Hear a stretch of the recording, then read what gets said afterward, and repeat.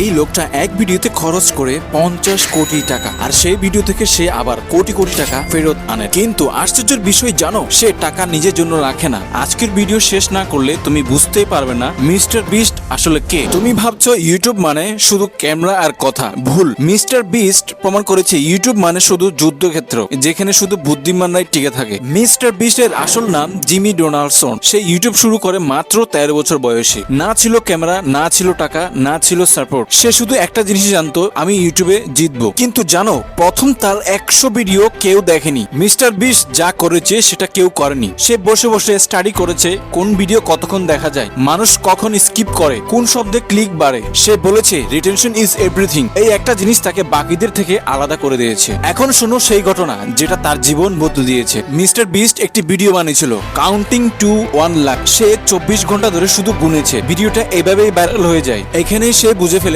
মানুষ চায় পাগলামি, ধৈর্য আর কিউরিয়াসিটি। কিন্তু এখানেই সে থামেনি। যে টাকা সে ইউটিউব থেকে পায়, গাড়ি কিনেনি, বাড়ি কিনেনি, সে সব টাকা ঢুকিয়ে দিয়েছে পরের ভিডিওতে। এক ভিডিও বড় বাজেট, আর বড় বাজেট বড় ভিউ। এই চক্রই তাকে বানিয়েছে মিস্টার বিস্ট।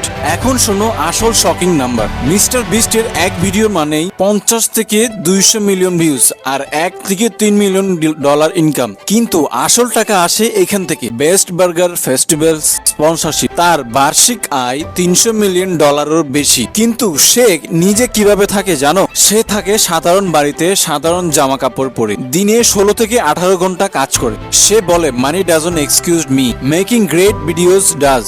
মিস্টার বিস্ট শুধু কন্টেন্ট ক্রিয়েটর না, সে করেছে 1000 মানুষের চোখের অপারেশন, 20 মিলিয়ন গাছ লাগানো, 30 মিলিয়ন পাউন্ড প্লাস্টিক পরিষ্কার। মানুষ তাকে বলে রিয়েল লাইফ সুপার হিরো। কিন্তু এই সাফল্যের পেছনে আছে অন্ধকার। অনেকেই বলে কাজের চাপ, মানসিক চাপ, নিদ্রাহীন রাত। মিস্টার বিস্ট নিজেই স্বীকার করেছে sometimes is painful but quit is not an option. Mister Beast আমাদেরকে শেখায় টাকা লক্ষ্য নয়, ভিউ লক্ষ্য নয়, ভ্যালু লক্ষ্য। সে শুরু করেছিল শূন্য থেকে, আজ সে ইউটিউবের ইতিহাস। প্রশ্ন একটাই, তুমি কি শুধু দেখবে না শুরু করবে? ভিডিওটা যদি তোমাকে একটুও ভাবায়, লাইক দাও, কমেন্ট করো, সাবস্ক্রাইব করো, কারণ পরের গল্পটা হতে পারে তোমার।